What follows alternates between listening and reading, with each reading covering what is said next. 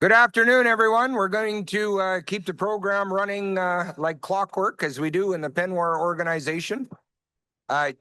Please feel free to keep eating. We will enjoy a nice fireside chat during the meal. Before we begin, I want to recognize some people that have joined us from the Canada-US Interparliamentary Group members that are with us at the summit. Just want to recognize some individuals that have joined us here. Please give your arm a wave when your name is called, and we'll hold all applause until the end. First, I want to recognize Richard Bragdon, Member of Parliament. Richard. The Honorable Marty Deacon, Senator.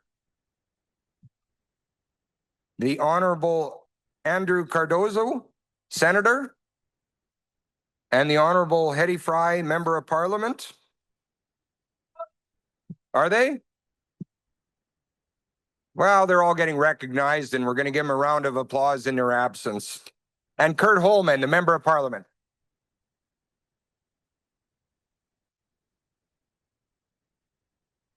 If you're not here in the building right now, you are here in spirit. So thank you very much for joining us, and don't be shy. Walk on in during our fireside chat. I also want to thank our lunch sponsor today, MNP, and I would like to call up Chris Levin to bring sponsorship remarks. And I just want each and every person in the room to be aware that the sponsors of this summit are truly partners. Penwar is a public-private partnership, and we cannot thank our private sponsors enough. So thank you, Chris, for bringing greetings. Thank you. I really should have made the font on this bigger because I'm getting old. Good afternoon, everyone. As said, my name is Chris Lavin, and I lead MNP's consulting practice. We're really honored to be a part of this conference, and just wanted to frame some ideas that I think for all of us to think about as we're going through the rest of the couple of days. Before the Trans-Canada Highway was built, traveling across Canada could take more than 50 days. And it required a combination of roads, trains, and ferries. Today, that same journey can be completed in about 100 hours, all because 80 years ago, we invested in infrastructure that connected the country. 80 years before that, in Canada, we built a transcontinental railroad that stretched from coast to coast, unifying the second largest landmass in the world for the very first time. It is a powerful reminder of infrastructure's ability to connect people, businesses, and markets across one of the largest countries in the world. And infrastructure is inherent to growing interprovincial, interstate, and international trade. Whether we're talking about bushels or barrels or bytes, unlocking our shared economic potential depends on our ability to connect producers to markets safely and efficiently. As leaders and legislators, I am heartened that so much attention has been focused on the need to invest in infrastructure, and hearing that over the last few days has been really fascinating. In building the next generation of economic infrastructure across the Penwar region, our success will be measured on how, from ideation to operation, we leverage these historic investments in energy, transportation, utility, and telecommunication infrastructure to create a shared prosperity whereby Main Streets benefit as much as Wall Street or Bay Street. MNP's had a pretty unique vantage point on this across Canada as the leading mid-market professional services firm.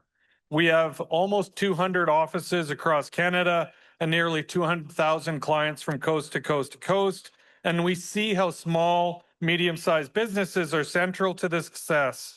We also work arm in arm with government and regulators, as well as Indigenous nations and organizations throughout the country. And our firm and our clients are a microcosm of the country, which in turn means we only succeed if Canada succeeds. And like any community, the relationships with our neighbors matters. In both Canada and the United States, small and medium-sized businesses make up roughly half of the economy and employ more than majority of the workforce in both countries. Yet, unlike large organizations, small and medium-sized businesses do not have entire departments dedicated to compliance, procurement, permitting, or government relations. They feel the weight of every regulation, every form, every delay, and every added cost. The reality means we must be intentional about ensuring that all can access and benefit from the investments in infrastructure that we're making.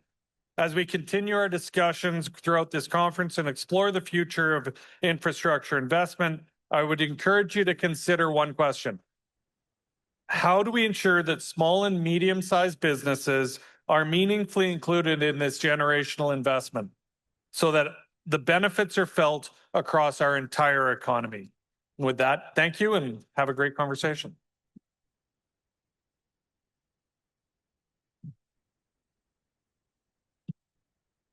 Well, thank you very much for that, Chris. And, you bring up a great point. The majority of businesses in my home province of Saskatchewan are truly small businesses. So how do we include them in the generational investment that's going to be made in the future? Well, everyone, thank you very much for joining us for our keynote lunch. From investment to execution, infrastructure, capital, and the pursuit of opportunity. Today's panel is going to explore infrastructure through an economic lens. We are seeing more demand for energy, transportation, critical minerals, and supply chains than ever before. And these all require increased infrastructure capability. We are going to discuss where capital is flowing, which sectors have the most opportunity, and throughout this conversation, we'll be taking a few questions from the Whova on the screens. And if there's time, I'm hoping to get some additional questions from members in the audience. I'm really excited to see what our panelists have to say. So speaking of our panelists, thank you all for being here. And I would like to invite them up to join me. John Stackhouse, Senior Vice President, Office of the CEO at Royal Bank of Canada.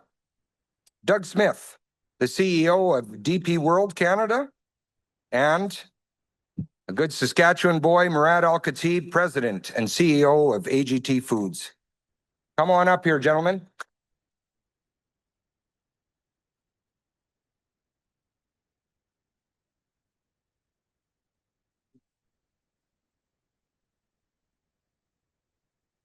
I didn't want to stand for the whole lunch, so this is working out really great. So, John, if you want to say a few words at the start, and then we'll go down to Doug and Murad at the end.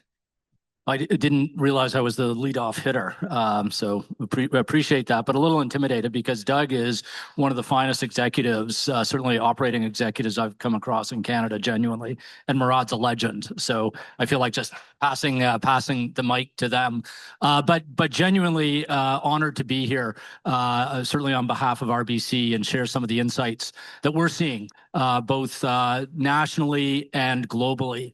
This is a transformative moment that we're in. And those are two words to think about: transformative, what's that going to lead to? And it's a moment. Moments don't last very long. It's not a forever thing. So we have to seize on the moment that is before us. We are seeing globally an enormous interest in Canada, also in the United States, from investors. We have a lineup of investors, clients, and potential clients wanting to expand their portfolios and certainly wanting to expand their exposure to Canada, particularly in infrastructure. My group published a report a few months ago called Capital Gains. If you want to find it, just Google RBC Thought Leadership and Capital Gains. And it lays out what we estimate to be a $1.8 trillion opportunity over the next decade. That's the amount of capital we think in just 6 strategic sectors Canada is going to need, but also has a shot at attracting and generating and regenerating. It's actually not a huge amount. It sounds like a big number, but it's manageable for an economy, for a G7 economy, if we get a few things together. That's the transformative side of it. But we really need to shift gears because, as our report lays out, over the last decade, we had $1 trillion exodus, net exodus of capital from this country. $1 trillion more left than came in. That started to reverse. Just in the last year, it's $100 billion gain. So the tides have shifted, at least for 1 year. So we see that momentum. My CEO has said repeatedly on global stages, it's risk on right now, Canada. Investors, Canadian and global, are willing to take risks on Canada. But there's a few things, and we can get into this, I hope, in the question period, that we really need to focus on in this moment. And I'd like to put it down to SSRR. It's speed and scale and reliability and returns. And for infrastructure, we all know these things to be true, but we really have to come to grips with the need for speed. The world is moving at a pace most of us are not accustomed to.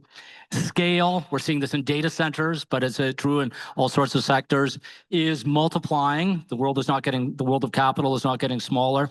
We've got to get better at delivering returns, and we need to be more reliable. Those are all things we can do.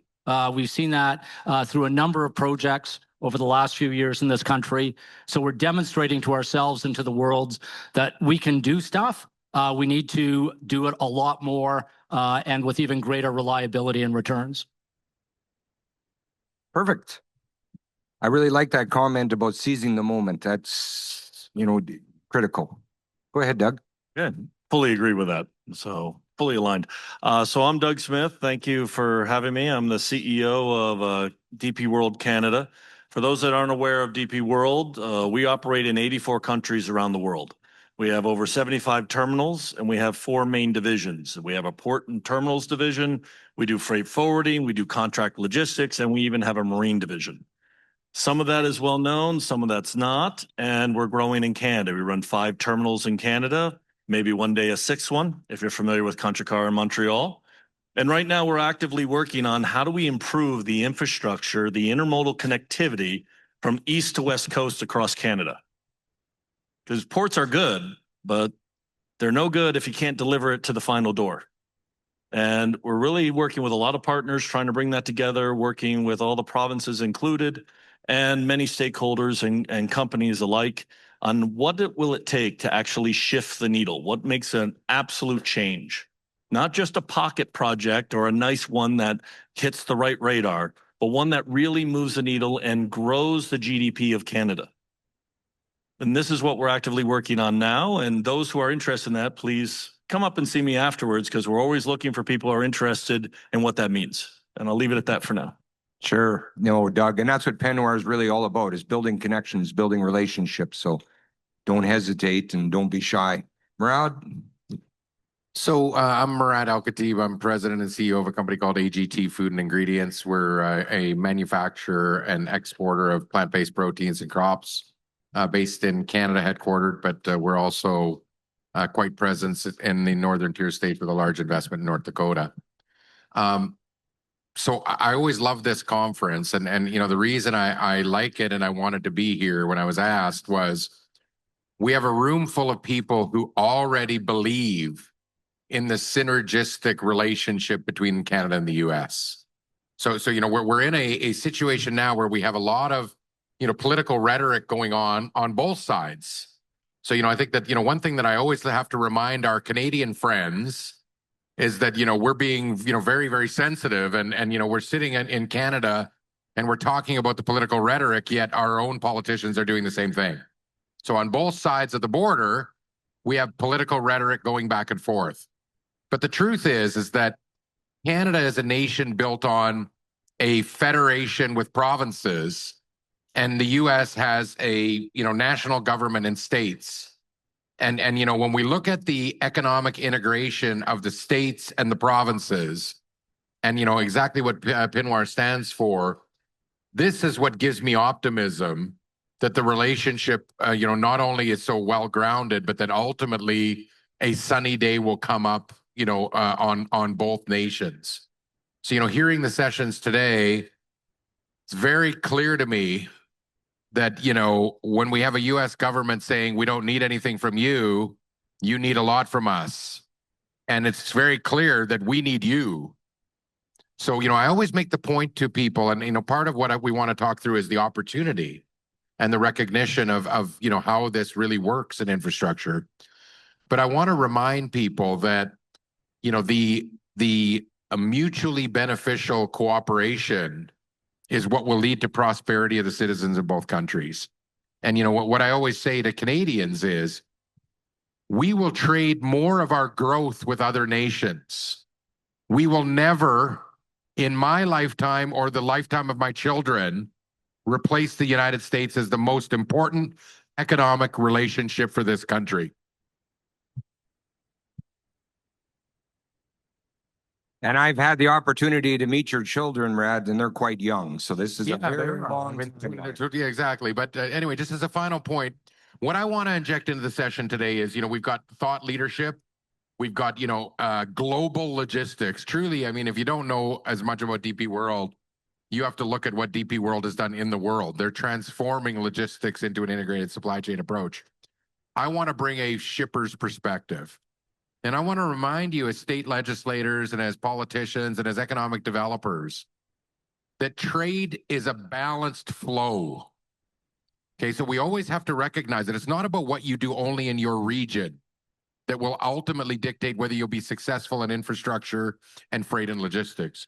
It's about how do we actually take a true value chain, supply chain strategy approach and succeed at that. Let me give you a real quick one. We are bringing in cargo from other nations into Canada and shipping it into the US because logistically, we are much cheaper to do that than to bring it directly into the US in most cases. So when we look at the inland freights in the United States today, so let's say I'm hitting Chicago or I'm hitting Minneapolis or I'm hitting, anywhere inland from a port. Today we're bringing cargo to Winnipeg and we're trucking it to Minot, and it's cheaper than what we can bring into Minot. Now that's not only about our profit, it's ultimately about the affordability of the food products that are on the shelves of the retailers of the countries, right? Food affordability and food availability and food security are truly of concerns to every foreign government in the world. And we have to realize that the infrastructure deficit, the 1.8 trillion in 10 years, and if we look at the US infrastructure deficit, again, you've got to say, 10 times, call it 10 times. So call it 10 trillion. This is not a problem we got into overnight. It's a problem from a generation of taking a supply chain for granted. So what we all have to do is incrementally figure out what are the steps we can do to make a difference.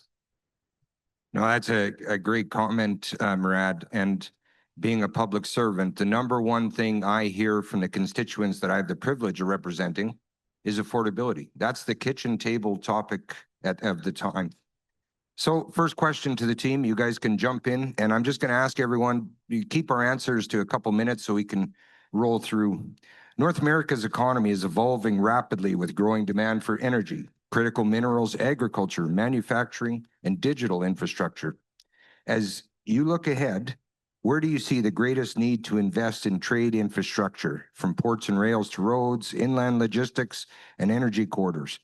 And what will it take to build a truly integrated network that supports the economy of the future? You better take that first, eh? I'll gladly take that. Well, it's what we're working on right today. Is we're so focused in on that port that we're building mega terminals. We're not looking at the connectivity. And I agree with Murad that it's very interesting if you look at the flows. And we're trying to get more visibility to this because there's one first problem we have to address. Canada doesn't know how the cargo flows. It's very simple. Having worked in multiple countries around the world, this is the first country I've been in that has no clue how its cargo flows across its own country. Because we have regulations that don't allow sharing it. CBSA doesn't share the data because they can't, but US Customs shares it openly. So there is some unification we can do there. So at least let's start talking the real issue. What's really happening? How are people doing this? I know of Canadian import exporters that use US infrastructure just as much as US import exporters that use Canadian infrastructure, because it's what they got used to. But is that the right answer? So if you're going to build infrastructure, do you really know what you're building it to? What problem are you trying to solve? If you don't know what your flows are, if you don't understand how it's actually flowing and why, what do you build? So the first part we have to do is get transparency. We need to be open and honest with this of what's really happening. Why are things moving? And I can give plenty of examples, but for the sake of time, I won't.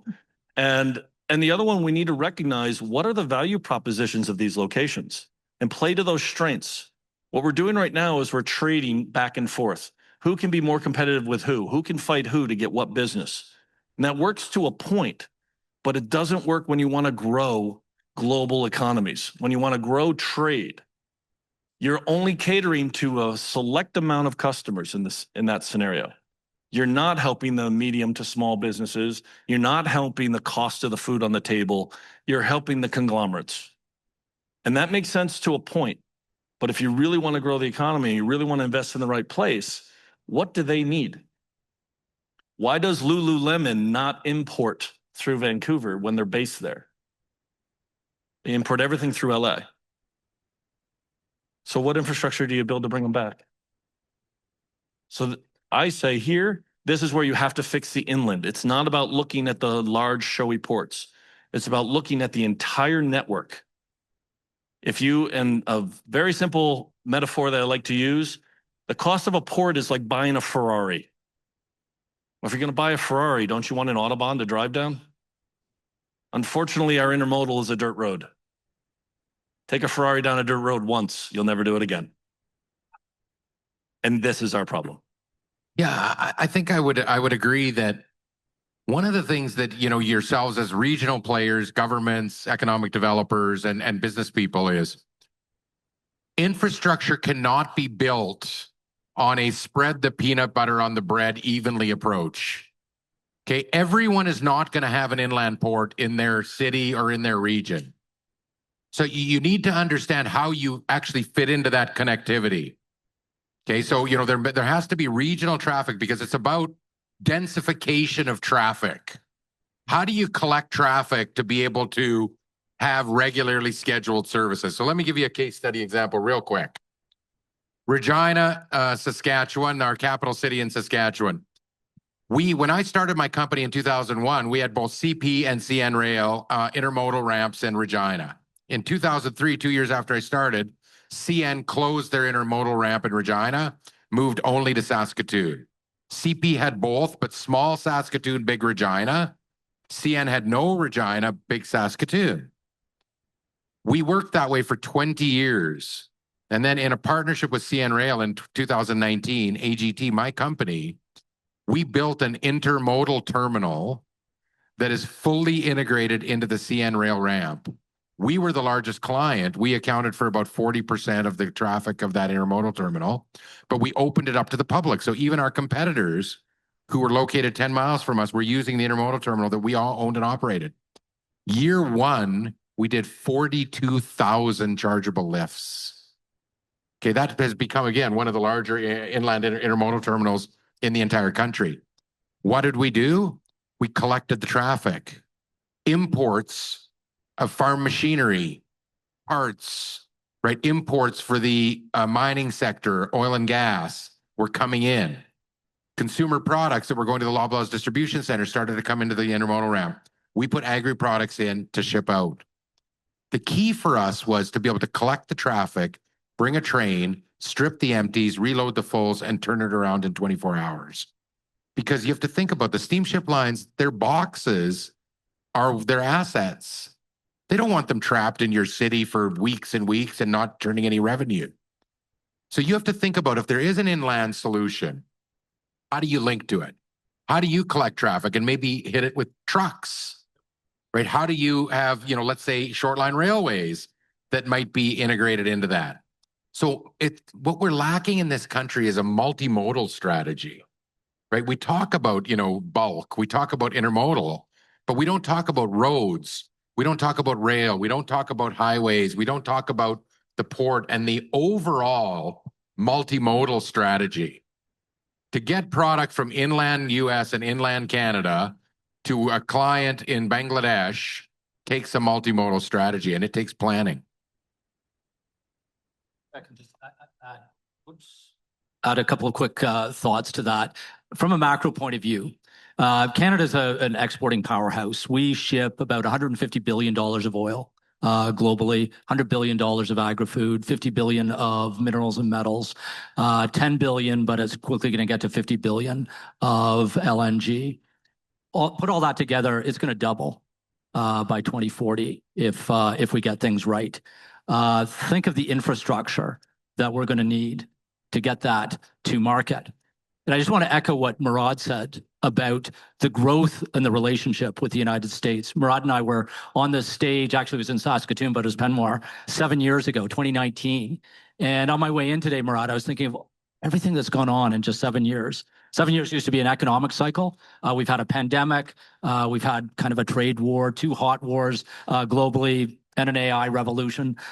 So what's the next 7 years going to hold? Well, it's going to hold... but nothing. It's going to hold a whole lot of growth, but all of those disruptions have focused us on the word security, and particularly energy security and food security. And we're going to need more infrastructure to ensure that we have that energy and food security.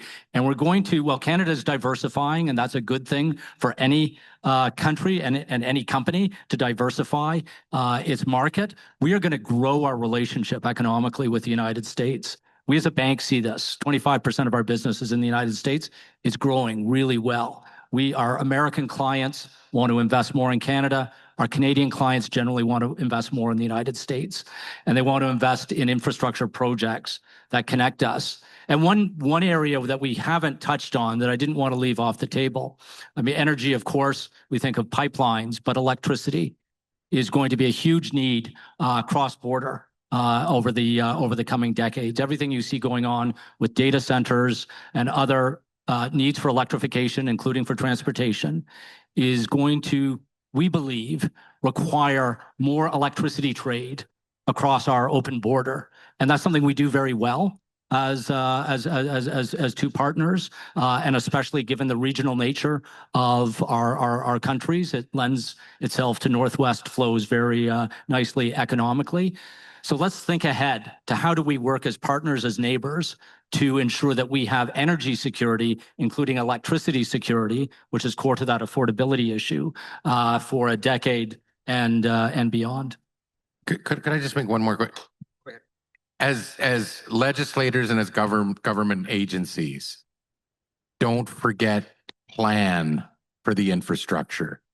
Like, this is the critical deficit I see is we're planning industrial developments and residential developments, and we haven't planned on how to relocate railways out of the center of populous cities on inland destinations all through the US and all through Western Canada. This is something that we will regret, plain and simple. So, this is ultimately it. We're doing infrastructure on election cycles. This is an extremely, dangerous thing that will ultimately have a major impact on prosperity of our nations. So, I think that that's a critical warning that people have to take, that, nations like Australia are taking a 50-year planning horizon on infrastructure, and nations like Canada and the US are planning on election cycles only. So this becomes, very, very problematic, Travis, when I look at that kind of deficit. And so, what we need to do is, it's nice to say that, but, recognize that, natural resources endowment of North America is the ultimate endowment. Arable land and water are the scarcest resources in the world. So we have to recognize that, we are going to lose. I mean, Dave Merritt, my good friend and my minister, we were talking about, losing to data centers and things like that land. But we have to think about urbanization around the world. I mean, in North America, we are blessed with an endowment of arable land and water that will ultimately be society's solution to feeding 10 billion people by 2050. So if we don't do it right, we won't feed ourselves and we won't feed the world. Now, remind you, when a baby is hungry, they cry. When a young man is hungry and unemployed, they protest. So civil obedience in the world is reliant on food security. We should recognize how important that is. Yeah, we have, in the Penmore region, we've been really blessed to have food security, energy security. I mean, there's not one person in this room that really hasn't gone to the gas station and not been able to buy fuel. And Yeah, it's absolutely critical. Great points. John, I wanted to talk about, we often hear you talked about $1.8 trillion in capital, but we also hear that projects aren't advancing fast enough. What are the biggest barriers to preventing strategic trade and transportation infrastructure from moving forward? And how do we strengthen Canada's inland trade ecosystem so businesses like Saskatchewan that are landlocked have better access to domestic and international markets? Well, I mentioned the SSRR construct, so speed and scale are critical. Let me touch on speed. Canada is getting much better, but we need to stop comparing ourselves to our past and compare ourselves to what's going on elsewhere, to our competition. So it's great that Canada is getting permitting down from, it depends on the sector, but let's say from roughly 5 years to 2 years. It's 6 months in a lot of US jurisdictions. Not a fair comparison, but it's worth remembering that Kuwait, 3 days after the war started to build a new pipeline in a different direction.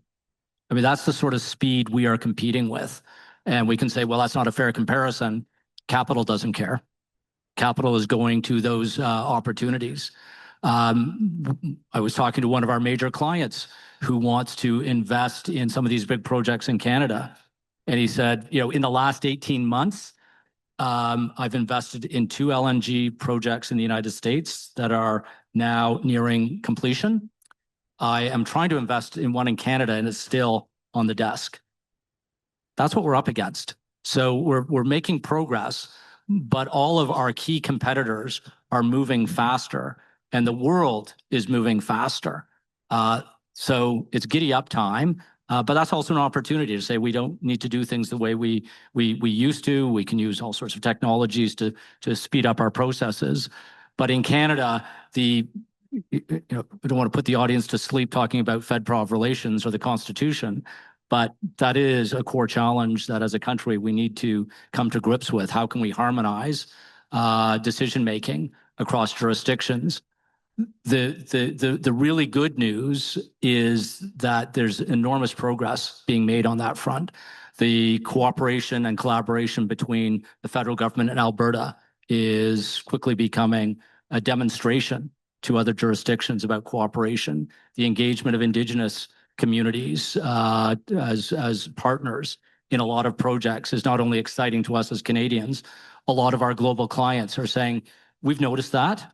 We're really interested, and we're actually very happy of taking 10 or 20% of a project if one of the other minority partners is a group of First Nations affected by that project. It makes our kind of risk return model a little more appealing. So we're certainly showing ourselves in the world how to get better at developing these projects. Just want to add a few things to that. As far as the timeline goes, it's good that we have at least the major projects office and we have the focus to reduce the timeline, but we're not talking about the elephant in the room. The permit for the project doesn't get held up because of the project. It gets held up because somebody else's agenda. I can't tell you how many projects we have that we've tried to push through. We'll get the permit approved as long as we agree on this other thing. Oh, by the way, would you fix that too? Because we're debating about that. And until you solve that, I'm not giving you your permit. That doesn't boil to the surface, and that adds a lot of time to the process. So in this process, we have to be honest about that. The other one is every time you have a project, oh no, wait, I have a better one over here. Every city with every province is competing against each other.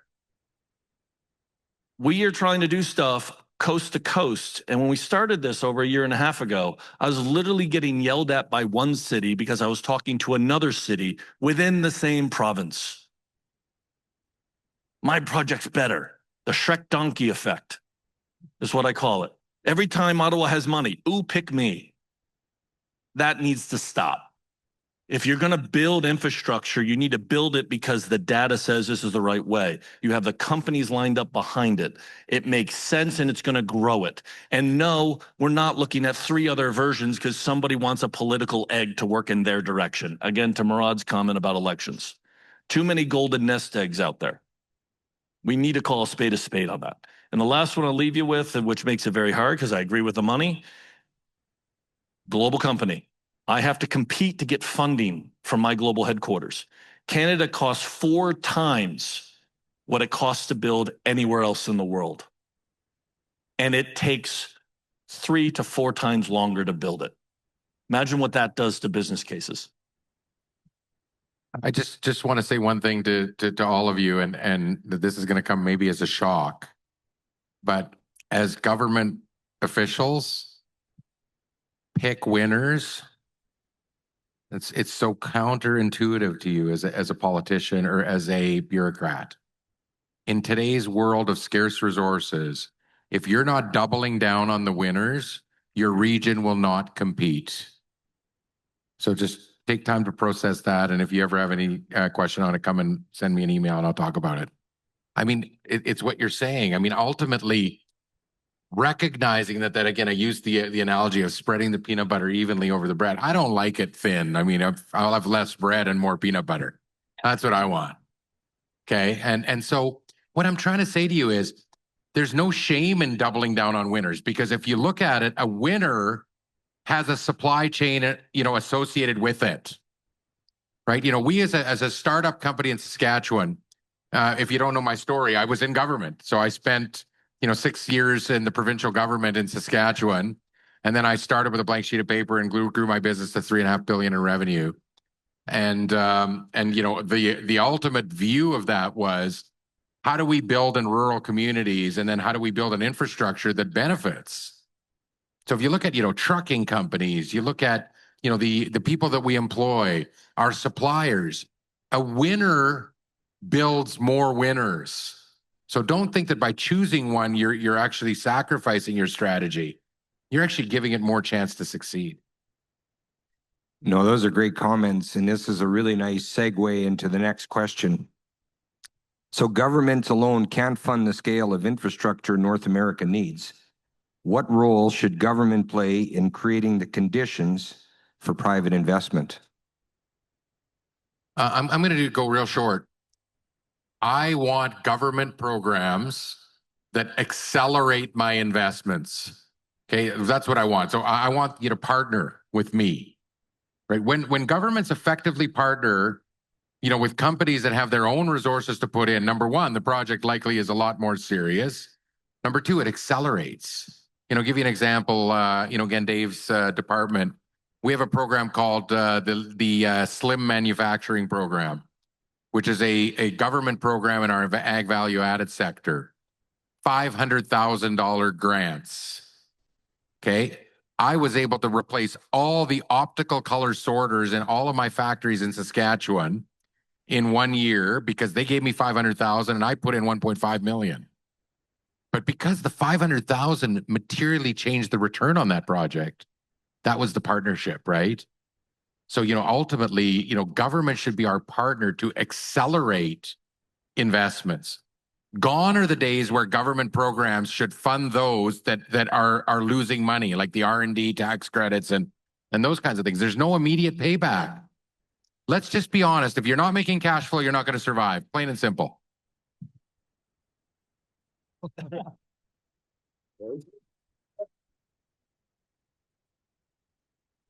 Yeah, maybe a few other comments too, or ideas to add. Asset recycling demonstrated in a lot of parts of the world. Australia is a great example of that, and we're hoping Canada leans more into asset recycling and ensures that, and this is the point of recycling, that the capital raised through various disposition activities goes back into infrastructure and not into the general kitty. That's a really important point for everyone to be mindful of.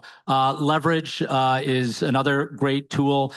Canada certainly has a strong national balance sheet that is being leveraged more for infrastructure. That's a good thing. But we also think that lower orders of government can be given access to financial markets more directly. Municipalities, we see this in the United States, where we have a big muni bond business. Our municipal clients in the U.S. are able to do much more than similar cities and towns and municipalities do in Canada, because they have direct access to financial markets and can deploy the capital often faster than more senior levels of government can do. A few things that I would add to that, and I agree with both comments, and absolutely on the cash flow. Same on our side. But there's pieces of government is, can they take a longer view? Exactly what Murad was saying before, not an election cycle. Most of the cities we've gone to and worked with, their master plans are expired, or they're running on 20-year-old technology. So when you want to build, oh, we'll build more of the same. That's not what the future is going to look like. What if you had an industrial park that only had trucks on the edges?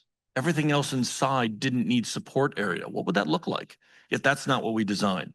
So there needs to be the reinforcement of thinking longer and larger and staying current with an evolution in infrastructure. Then there's other part about collaboration. Having just moved here 3 years ago, I don't call Canada a country. It's 10 independent states. It really is. I'm just calling it straight as it is. It does not work in a federal world. Every province is out for itself. And that is blatantly obvious when you want to invest.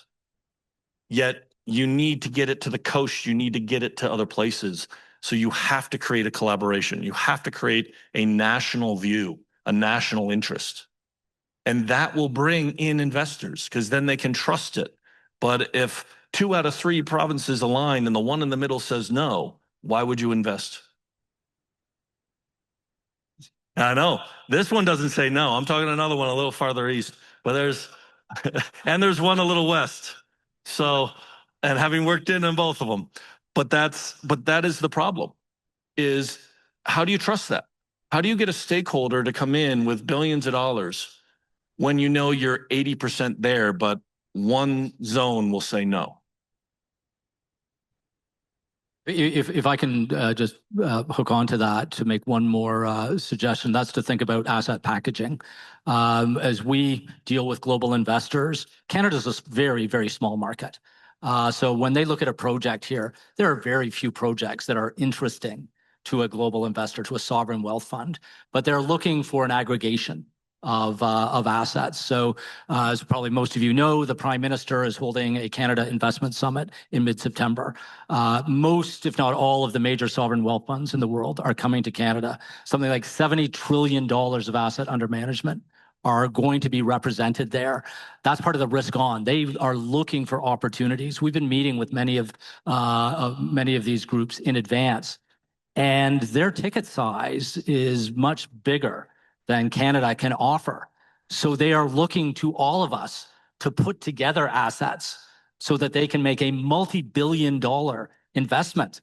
They're not going to show up for a $500 million ticket size. So it's on us, if we want to attract that global capital, to size things, to scale things, that's one of those S's, to a global scale that will be attractive to those investors, which is going to lower our cost of capital, bring all sorts of other benefits to the project. But that's a mind shift, and that's really hard to do if you're 10 jurisdictions, because a lot of these packages need to go across provincial boundaries. So that's going to be an interesting trick for us to pull off. But I think we're up to it, because the opportunity is so vivid and the need is so deeply felt. Well, that is exciting to hear about the upcoming investors coming in and whatnot. But just for safety's sake, I don't know if we should have Doug and Murad present at that convention. Just teasing, guys. It's a great point you make on the 4-year election cycles and the challenges of government. But I mean, that is a long history of the British parliamentary system. And I am a humble public servant, but I am trying to get reelected. Let's be crystal clear on that one. So, question for you, gentlemen. Just imagine 5 years from now, what is the investment we have to make today that is going to benefit the Penwar jurisdiction and all of our 2 countries in the next 5 years?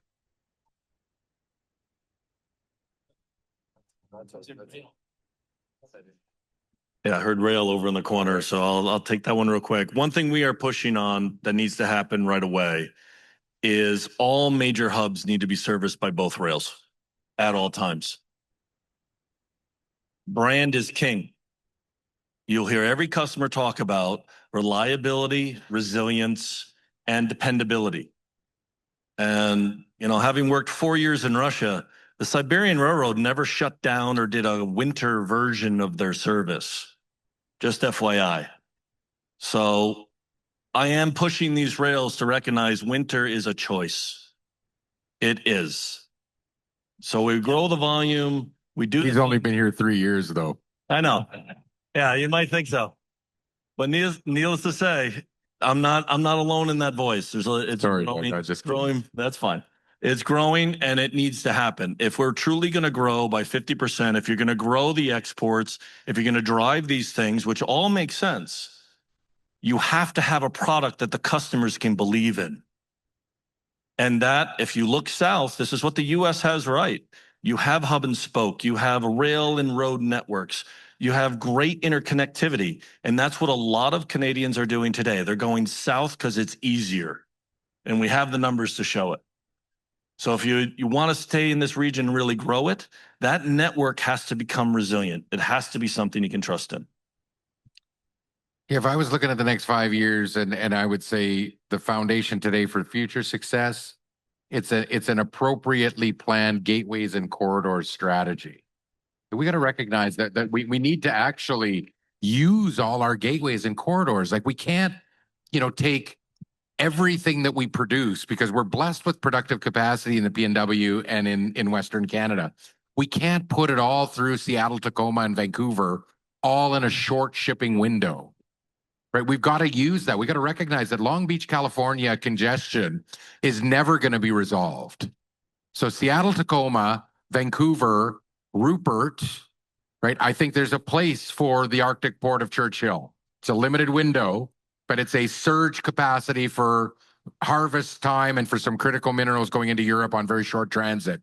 We have to use the Great Lakes.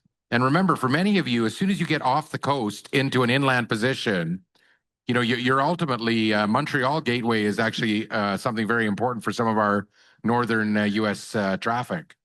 So we're going into the Montreal Gateway as our traffic out of Western Canada is going into the U.S. Gulf, right? Let's say the CN connectivity. So we haven't looked at that. I'd like to see Penware look at a regional gateway strategy within our region. Right? We haven't done that. We're talking about transportation every time I come to your meeting. But no one's actually planned a gateway strategy to look at how do we connect east-west, north-south, and how do we interconnect the region in a much more cohesive strategy fashion. So if we do that right, that will be where we'll get to, so that in 5 years, we're actually ready to make those investments. Last quick thing, public has to realize that if they want healthcare, education, and they want you as governments to deliver programs, we need a functioning economy. So not in my backyard doesn't work in today's reality world. So the public at large have to realize that.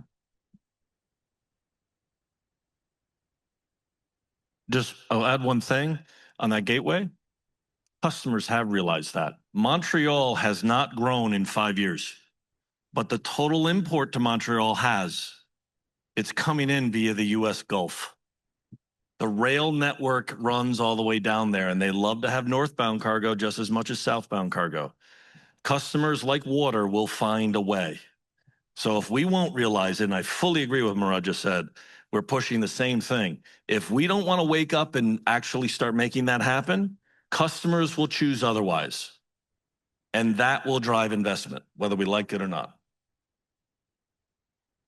Yeah, just add, we've got to address Vancouver. I know a lot of smart people are focusing on that, but that is a strategic challenge still for the country. And if we want to produce more of what we do, especially energy and food products, and we know the world wants that from us, we've got to invest a lot more and do it much faster in Vancouver, and then also be looking east. Murad, I was with some of our ag clients in Manitoba recently. One very large one who said, like, we can increase our production by 20% over the rest of this decade, but we can't get it out through the west coast, and that's not going to be fixed by then. So we're looking east. And one smaller producer who was exploring Thunder Bay and Montreal to get to, especially to Middle Eastern markets, really excited by it, but we're not building the infrastructure fast enough for him to meet the demands that he's hearing from. You've been all over this for years, but it's interesting to see new players emerging, looking east and seeing the opportunity that we've got to catch up with. You gentlemen are hitting it out of the park. You could hear a pin drop in this room. Like everybody's focused on you and nobody's on your phone, except for that one young lady. But I just want the Penwar team to be ready for the microphones. I'd love to take some questions from the audience live, but I'll throw out one more quick question. How do we balance port infrastructure investment of intermodal versus bulk freight? Well, listen, bulk will continue to be extremely important. I mean, we're blessed with a productive capacity. Let's say, you know, my province, Saskatchewan, agri, we're going to produce another 10 million tons in the next 7 to 8 years, just based on current yield trends. We're going to ship another 12 million tons of potash with the current investments of BHP, K+S, and the expansions of the existing potash mines. We have all the other traffic that's continuing to grow. So you're talking taking our flow from, call it, 40 million tons to 65 to 70 million tons. That's just one province. So bulk is important. The future of our country, though, in my mind, is in the intermodal and container network, because you don't move value-added products by bulk rail, right? That's it. So, you know, that's ultimately the economic impact. Quickly, if I take 10 tons of peas and I ship them to China, okay, I make about $200 of margin. If I take 10 tons of peas and I split them into split peas, ship them to a split pea market to make soup, I'll make about $800 of margin. If I take 10 tons of peas and make it into protein fraction and ship it to Whole Foods USA in my veggie pasta, which I do today, I make about $4,000 on those same 10 tons of peas. So let's invest in intermodal, because that's how I have to move it to the consumer. We have been working with multiple bulk producers to think about exactly what Murad just talking about.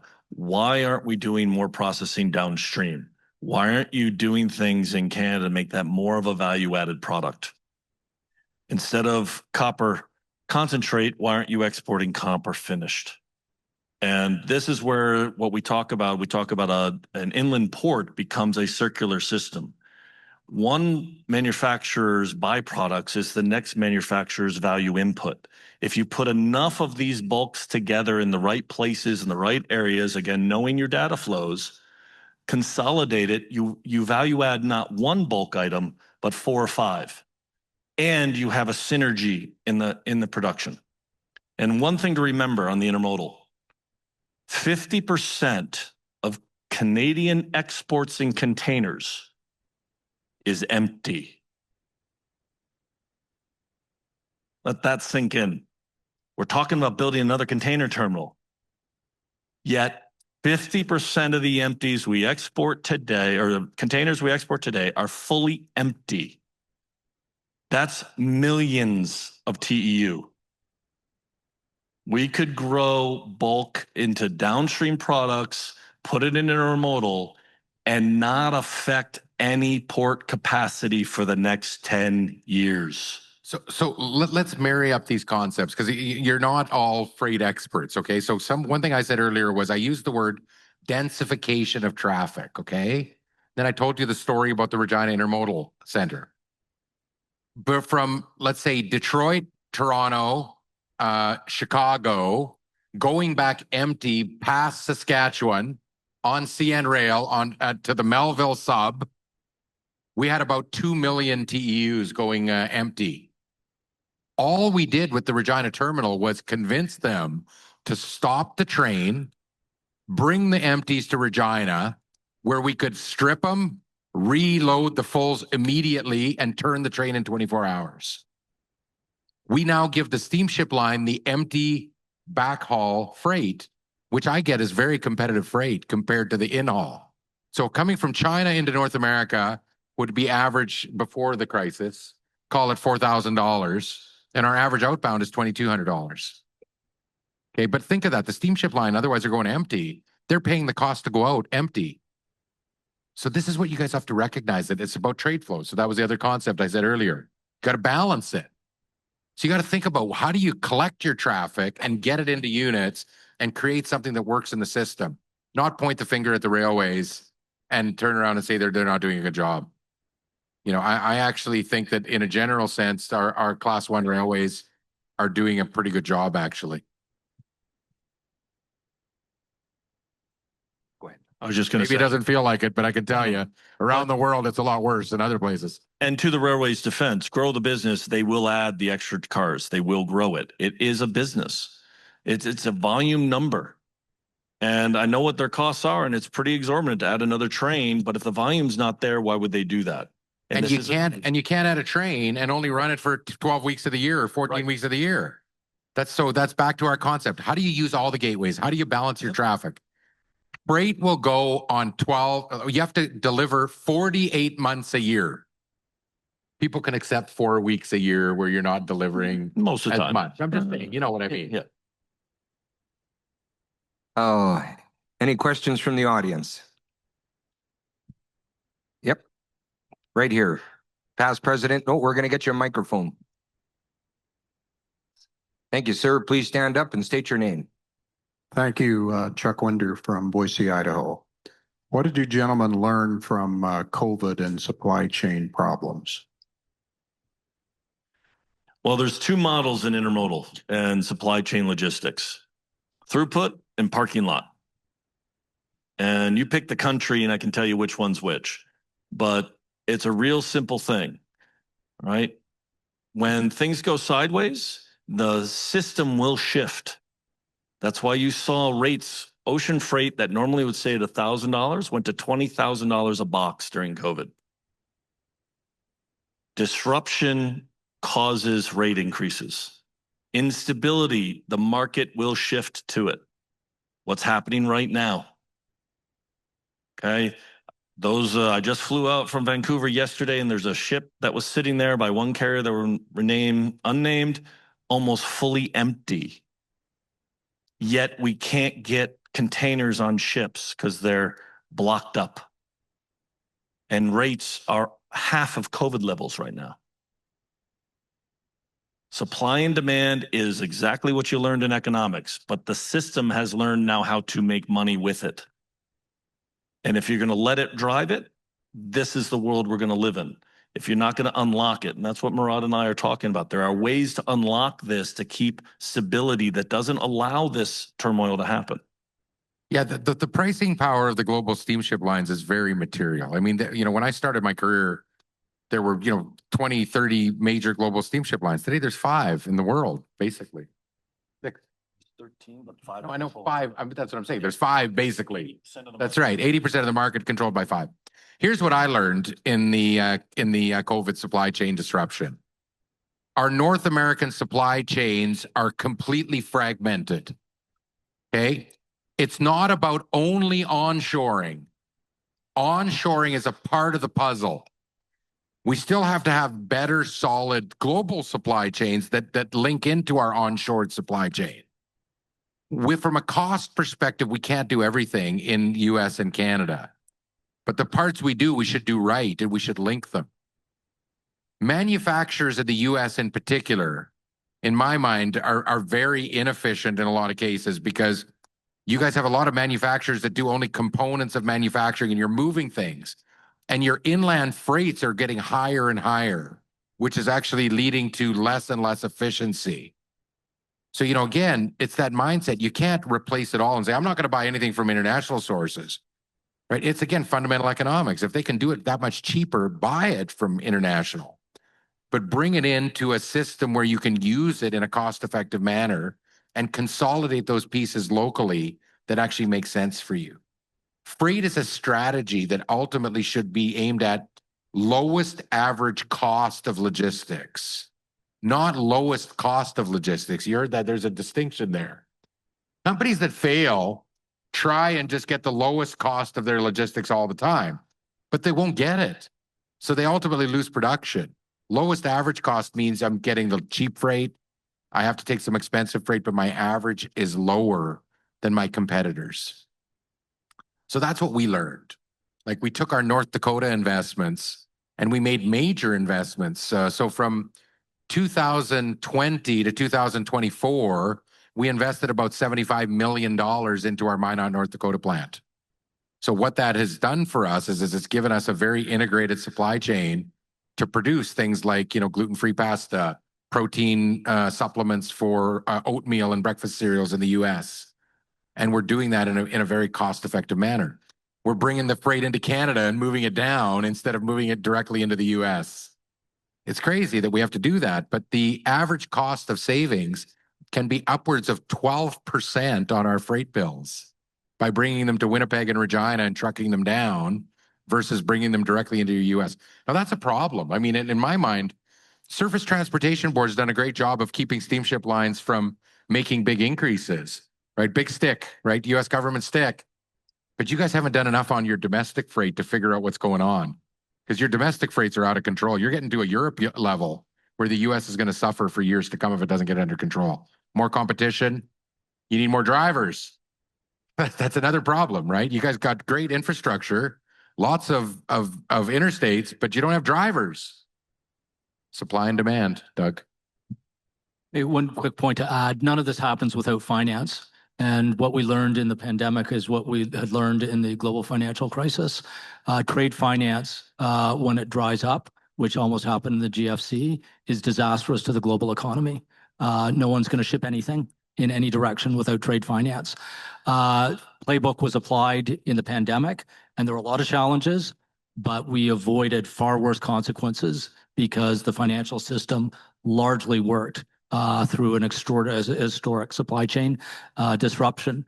One of the messages from that I'd love to share with or stress to this room, please don't politicize the financial system. We get to take it for granted for all sorts of good ways. But when we politicize it, and this has happened through history in different parts of the world, it gums up all sorts of things, but trade included. You three gentlemen are hitting it out of the park, and we could sit here for hours, but I am getting the hook. So you've got 30 seconds each for closing comment. Go ahead, Murad. Yeah, I think I said a lot. Listen, I'm an eternal optimist, but I'm getting grumpy as I get old.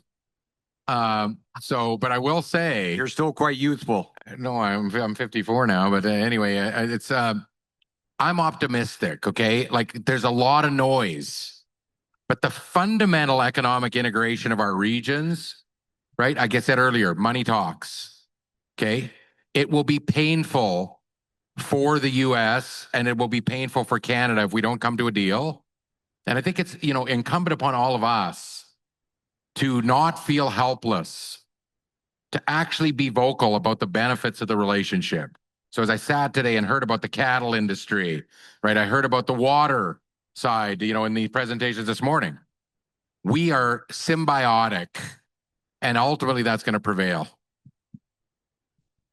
Well, I'll echo that. I think there's so much potential, so much untapped potential. All the resources, all the capability that's here, that's untapped, that's not being seen. And you can grow the trade with US and grow all the international trade at the same time. Both can go. It's not as hard as we're making it. I do believe we need to invest in some more digitization. I think transparency is the king. We're trying too much to hold this information as information is power rather than information is empowerment. Create this to where you share it. The base information, you will get more investors. You will recognize where the real bottlenecks are. It's not as expensive to unlock as we think it is. It just takes the right focus and holistic collaboration. And we can do that. Just quickly, the world wants everything that North America has. that we can produce, that we can develop, that we can add value to and ship, and that's going to increase over the next decade. There is no better place in the world right now and the foreseeable future to invest than in North America, than in Canada and the US. We hear that from investors. They are looking eagerly to move capital here.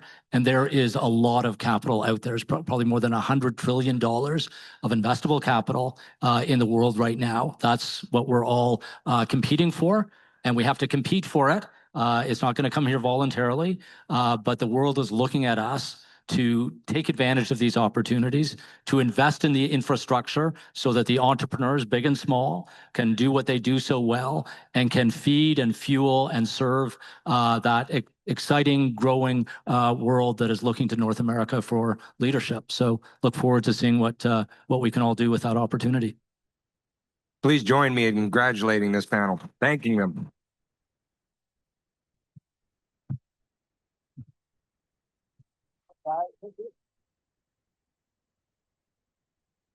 Okay, real quick before everyone jumps up, we have two more presentations, very quick presentations. So as everyone knows, Penwar has a disaster resilience planning working group. And for many years, Bill Larson chaired our working group, and he's now retired, and he's passed the torch to Lionel LeMay as the chair of the Building Resilience Coalition. So we want to thank them for our sponsorship, and I want to introduce Lionel LeMay to make a few comments about the upcoming session this afternoon. So Lionel. Thank you, Brandon. As mentioned, my name is Lionel LeMay. I'm the privileged to be serving as chair of the Pacific Northwest Building Resilience Coalition and also co-chair of the Penwar Resilience Working Group, along with Representative Brandy Donahue from Washington State. Today, resilience is more important than ever. Across the Pacific Northwest and Western Canada, we're experiencing wildfires, droughts, flooding, infrastructure disruptions, and the discussion that we had before, all the planning that we do, if we don't make those infrastructure investments that are resilient, we're going to be in trouble. These events remind us that resilience is about designing buildings and infrastructure that operate communities that can withstand challenges, adapt to changing conditions, and continue to thrive. Building resilient communities requires collaboration across governments, which is what Penwar is about, industry, academia, and nonprofit organizations. It's investing in stronger infrastructure, advancing innovative technologies, improving emergency preparedness, and ensuring our communities are prepared for uncertainties of the future. The work we do together will help protect lives, strengthen economies, and create a more sustainable and secure future for generations to come. Now, I'd like to make a shameless plug. We are holding our first working group session next door. It is a panel discussion. It's in Ballroom C, from 1:45 to 3:45.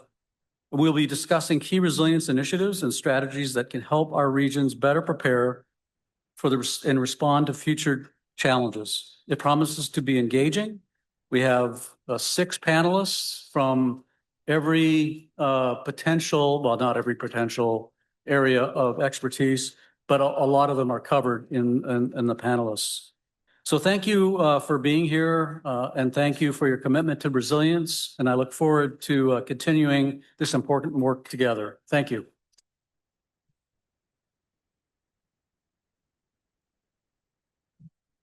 Thank you, Lionel. My name is Patty Kieberts. I'm Penwar's Communications Manager, and I just have a few quick announcements before our afternoon sessions begin.